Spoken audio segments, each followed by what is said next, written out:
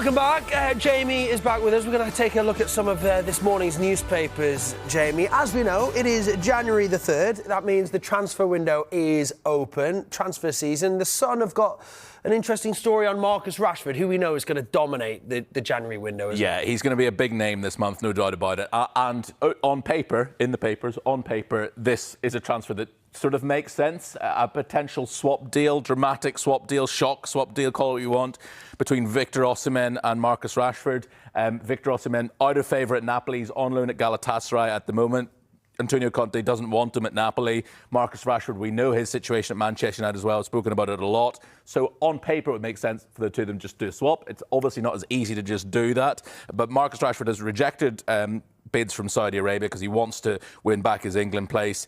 So a move to another big European league, Serie A, obviously, would give him the chance to do that, and a platform to do that. And Antonio Conte is keen on Marcus Rashford. So we'll see whether that might be something that happens. But I think you're going to get a lot of this over the course of January, these sort of wild fantasy sort of transfer deals, which they might be able to pull off, but they might not. But on paper, Deals are very rare. Very hard to do. But, you know, who knows? We'll see. Yeah. We'll watch this space. OK, well, we're going red to blue.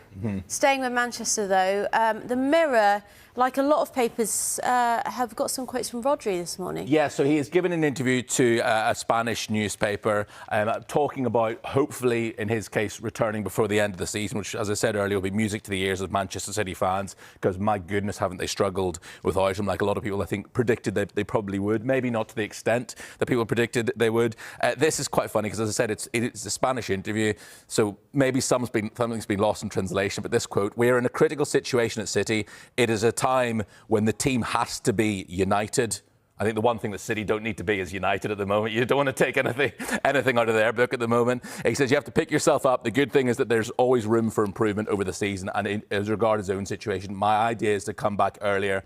I'm a person who recovers well, a person with a positive mentality. So, look, they're still obviously fighting on lots of different fronts. Manchester City, they will be favourites come the end of the season if they can get their house in order in the Champions League. But this player is somebody they are missing desperately at the moment, and wouldn't it be great if he could be back before the end of the season? I saw on your social media you were out swinging the clubs yesterday, back on the golf course, Jamie Weir, and you've picked out a golf story, have you, from the Mail? Yeah, well, it's funny you should mention social media, because in this interview, Tyrrell Hatton talking about the fact that he's given up social media because of the negativity he was facing, and he talked about the huge decision he made this time last year, which was to make the jump to live. Unlike a lot of people, his world ranking has actually climbed, and in terms of the data golf rankings, so the rankings which perform which golfers are actually playing the best, he's number 5 in the world in the data golf rankings. So he's had a great season. He said there were a lot of uncertainties when he made the move. He knew if he didn't play well, there's a possibility he wouldn't be involved in the majors this year. That was a scary thought. He talks about his head being all over the place this time last year in Dubai when he finally made the decision to take the jump. It was a bit scary thinking of what you're risking, he says. And he says, like a lot of people, like a lot of golf fans, he's exasperated by the protracted nature of the merger talks. Something needs to happen pretty quickly. Golf fans in general are pretty fed up with how it's played out and how it's continuing to drag on. He's absolutely right in that regard. And it just finishes by saying his prime goal for 2025 is, quite simply, play in the Ryder Cup. And I think from a European point of view, we all desperately need him there in New York come September. So fingers crossed. Yeah, good stuff. Jamie, thank you very much indeed. Believe that maybe confidence is beginning to rebuild in the players? Just a game that we didn't play in our best level. Just we won because sometimes football is like that. So there are the games where we play better, we didn't win. Of course, it's good for the mood. You know, get results, obviously.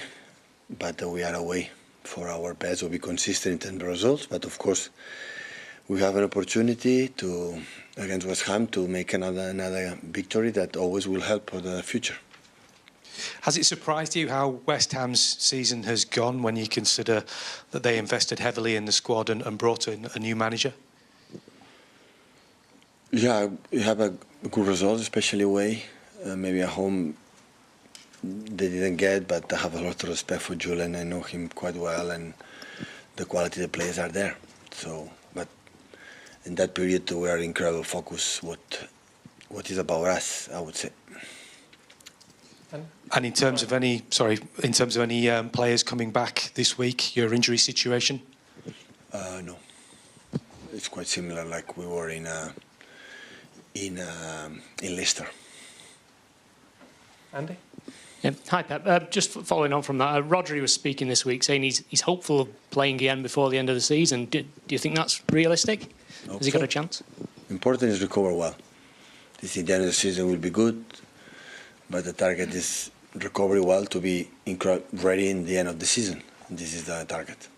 Right. And Ruben Dias, how is his recovery going? Getting better, but he's not ready for tomorrow.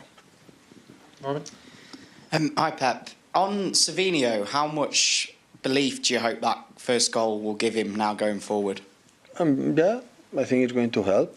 We have chances, but he could not score, and I'm pretty sure that he will give us a good moment. He's so young. It's the first season in England. I think he played really good when he played, but he's so young and many things to improve. Someone else who's young, James McAtee, obviously came on and did really well at Leicester. I know you were really happy with him. Does that give you more belief that maybe he could start for you in the Premier League now? Yeah.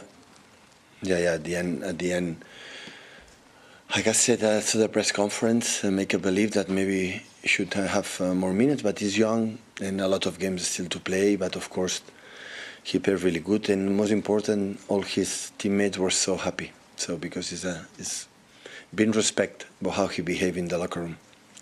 Ben? Hi, Pep. Now it is January. Kevin De Bruyne can speak to clubs from abroad about a move in the summer. I just wonder, from the club's point of view, have there been any talks that you've had with him about extending his contract? That's not my business. The problem, I guess, is that his fitness. Obviously, we've been speaking about it a lot in here. For him to stay here beyond the summer, does he have to get back to a consistent level of fitness, do you think, for that to happen? Yeah, always we want. He had problems in the last I would say year and a half. Like this year, many players. But of course, when he's consistent and fit and he can play regularly, I said many times, he's a really important player for us, decisive player. But it's going to happen for the club, for how he's going to perform until the end of the season, the age that he has, and many things. I think the club has to think about it. And in terms of players coming in, I know you've said here quite a few times that you'd like some help in terms of arrivals in January, but that is set against the backdrop of a difficult January market. What's Shiki said to you about the likelihood of players being able to be signed this month and you getting I don't know right reinforcements? now. It's not easy. It will not be easy. And maybe we sign, and maybe we don't sign anyone. So I think the club has to be wise. Don't do it. Just to add players, of course, for the situation that we have and put a perspective for the players that are injured, for consistent injuries for many time. Of course, the club has to do it, but I don't know it will be possible to do it. Hi, Pep. It's just to check on the situation of Ederson. How is he physically at the moment? Yesterday he trained better. The first training he did without disturbing in his leg. So maybe not tomorrow, but soon he might be back. I hope so.